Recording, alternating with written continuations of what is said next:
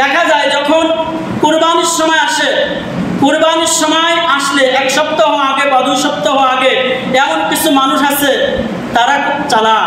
এই কুরবানির সময় আসলে জমি কেনে, বিভিন্ন জায়গায় জমি কেনে, মানুষে হাওড়া দিয়ে রাখে, এটা ওটা করে চালাকি করে, আর কুরবানির সময় আসলে বলে এবার আমি কুরবানি দেবো না, আমার হাত কাটো, আমার কাছে কোনো টাকা নেই। এরকম লোক আমাদের এই সমাজে আছে কিনা? জোরে কথা বলেন, আছে না নাই?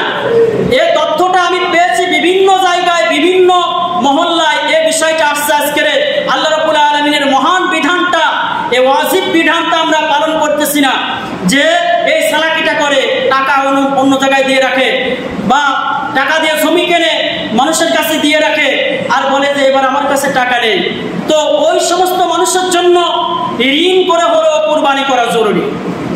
আপনার ব্যবসা আছে, আপনার চাকরি আছে, আপনার ইন্ডাস্ট্রি আছে, আপনার বিভিন্ন ইনকামের সোর্স আছে, এখন কুরবানির সময় এসে আপনি টাকাটা দিয়ে জমি ক্রয় করছেন, বিভিন্ন কাজে আপনি খাটাচ্ছেন, ওই ক্ষেত্রে আপনার যেহেতু টাকার সোর্স আছে, আপনি ঋণ করে হলেও আপনাকে কুরবানি করতে হবে, তা না হলে আপনার আল্লাহ তাআলা ছেড়ে দিবেন না।